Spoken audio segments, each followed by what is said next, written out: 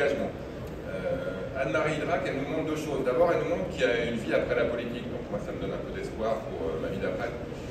Et elle nous montre surtout qu'on peut être impliqué dans la chose publique avec des responsabilités extrêmement élevées. Elle a été ministre et une excellente ministre des Transports. Je pense que Clément pourra en témoigner, elle est un exemple pour nous tous et pour nous toutes. Et au-delà, plus tard, continuer à s'impliquer de manière extrêmement forte dans l'intérêt général. Dans l'intérêt général parce que la France aujourd'hui a besoin de sa logistique, et je pense que la logistique, on va y revenir, a besoin de la France, et qu'on a besoin de gens comme Anne-Marie qui sont capables de faire avancer cette cause commune, qui est au fond une grande cause nationale, dans une logique de partenariat très fort entre le public et le privé. Et je voudrais du coup en profiter aussi pour remercier et féliciter Monsieur le Président Éric Kerr, parce que lui il montre qu'on peut être un entrepreneur plein de succès et s'impliquer lui aussi avec brio dans l'intérêt général et dans le développement d'une belle cause nationale. Et on l'a vu tout à l'heure, il ne pense pas la même chose, y compris sur le passé de la logistique et du coup sur son avenir, mais c'est dans cette diversité d'approches, de culture et de parcours qu'on arrive à construire l'avenir. Je voudrais aussi vous souhaiter un excellent anniversaire. Donc, bel anniversaire de 40 ans à ce salon d'innovation, transport et de logistique.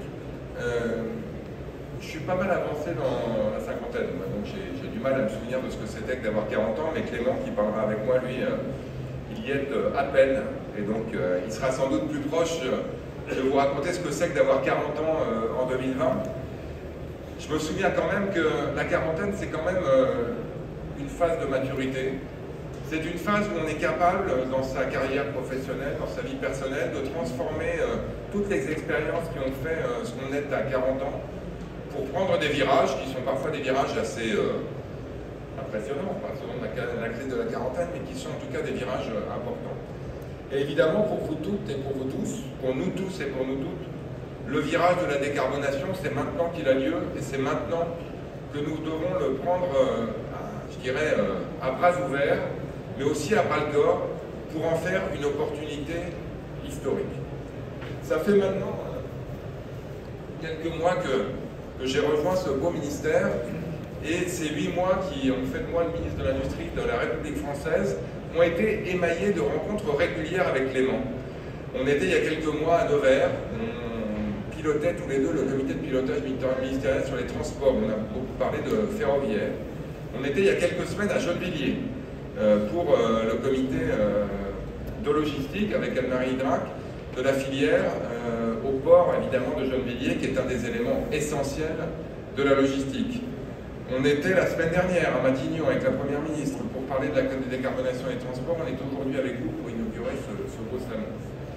Et évidemment, au-delà de l'amitié qui nous rejoint, au-delà du fait que nous nous sommes tous les deux impliqués en politique à peu près à la même époque et à peu près pour les mêmes raisons, c'est évidemment ce qui nous rejoint aujourd'hui, c'est que les destins de l'industrie de la logistique sont liés de manière inextricable dans ce beau défi qui est celui de la décarbonation.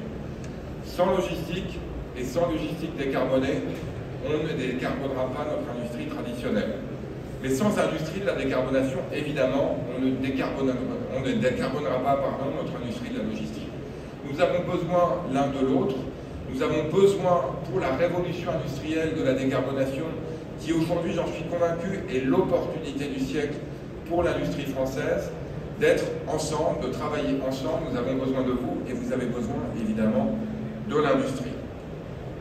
Et aujourd'hui, on va le montrer de manière extrêmement concrète avec ce salon qui réunit 24 000 visiteurs, je pense, des exposants qui représentent tous les maillons de la chaîne logistique, de la start-up innovante du dernier kilomètre jusqu'à des grands ports internationaux qui sont présents aujourd'hui.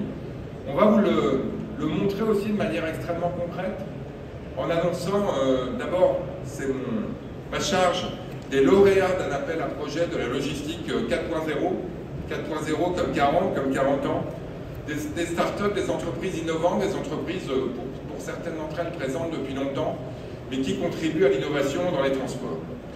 Ils sont 8. Ces 8 lauréats pour le second relevé de l'AAP logistique dite 4.0 représentent un investissement total de plus de 30 millions d'euros, 32 millions d'euros pour être précis, avec un appui public de 12 millions d'euros, donc à peu près un tiers, même un peu plus. Je ne vais pas les lister tous aujourd'hui, ils sont présents dans le communiqué de presse que Clément et moi rendons public as we speak, comme on dit, alors qu'on est en train d'en parler. Mais pour vous donner quand même quelques exemples, Goodflow va nous produire des emballages réutilisables, évidemment, qui sont à la fois neutres en carbone, mais aussi suivables et mutualisables et traçables, et c'est évidemment l'avenir de la logistique. On a aussi des projets de digitalisation avec un jumeau numérique porté par Dare Aerospace. BeWheel qui va développer une gamme innovante de vélos et de vélos cargo à assistance électrique. Bref, on est capable aujourd'hui de vous appuyer, vous êtes capable aujourd'hui de nous aider à décarboner l'industrie par des processus extrêmement innovants. Et on vous annonce aujourd'hui tous les deux avec Clément des nouveaux appels à projets qui vont permettre, je l'espère, dans quelques semaines, alors on se retrouvera encore tous les deux quelque part. D'abord, j'aurai l'honneur que Philippe Barbier, président de la Confédération des grossistes de France, me remette dans un instant son rapport de préfiguration du comité technique de liaison de la logistique urbaine, commandé lors du SILOC qu'on avait réuni justement au port de Gennevilliers au mois de décembre dernier avec beaucoup d'entre vous. C'est un pas très important qui me tient à cœur, car la logistique de nos villes, je le disais, est de plus en plus complexe. Nos collectivités y sont confrontées tous les jours et on doit trouver ces points d'équilibre ou d'accord dans la planification territoriale, dans les transitions écologiques et énergétiques. Et puis, puisqu'on parlait précisément des appels à projets, puisque le transport de marchandises représente aujourd'hui 30% des émissions du secteur des transports, 10% des émissions françaises, mais aussi 10% de notre PIB et 2 millions d'emplois, nous avons besoin d'accélérer les transformations et de les aider, de les accompagner. Il ne s'agit pas simplement de définir des règles ou d'imposer des sanctions, il s'agit d'accompagner la transformation. Et donc, face au succès qu'ont connu de premiers appels à projets, un premier appel à projet en réalité, vous m'avez beaucoup dit qu'il avait été positif mais insuffisant, nous lançons un nouvel appel à projet de 60 millions d'euros pour l'électrification des camions, pour l'électrification des véhicules lourds. Et 55 millions de ces 60 millions seront strictement réservés aux poids lourds, parce que vous me l'avez dit aussi, lors du précédent appel à projet, on avait trop saupoudré. Domaine durable de logistique de ville décarbonée, un sujet qui nous tient à cœur et qui nous passionne et qui, vous l'avez dit, est de plus en plus complexe.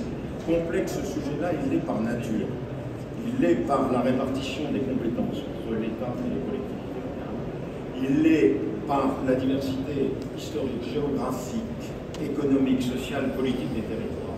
Et il l'est troisièmement par la diversité, la spécificité des acteurs économiques, de leurs objectifs et de leurs contraintes, entre les commerçants qui reçoivent, les restaurateurs, les transporteurs, les logisticiens, ceux qui s'occupent des déchets, du recyclage, les travaux publics qui font des trous dans la voirie. C'est une réalité, pour reprendre l'expression d'Éric, qui rend impossible toute solution unique, toute solution miracle, universelle, publicable à l'envi, et donc cela nécessite de fédérer les acteurs, de les faire se parler, se comprendre et enrichir au passage leur expérience et leur connaissance qui, je m'en suis rendu compte dans le tour de piste que j'ai. De marchandises représente aujourd'hui 30% des émissions du secteur des transports, 10% des émissions françaises, mais aussi 10% de notre PIB et 2 millions d'emplois. Nous avons besoin d'accélérer les transformations et de les aider, de les accompagner. Il ne s'agit pas simplement de définir des règles ou d'imposer des sanctions, il s'agit d'accompagner la transformation. Et donc, face au succès qu'ont connu de premiers appels à projets, un premier appel à projet en réalité, vous m'avez beaucoup dit qu'il avait été positif mais insuffisant, nous lançons un nouvel appel à projet de 60 millions d'euros pour l'électrification des camions, pour l'électrification des véhicules lourds. Et 55 millions de ces 60 millions seront strictement réservés aux poids lourds, parce que vous me l'avez dit aussi, lors du précédent appel à projet, on avait trop saupoudré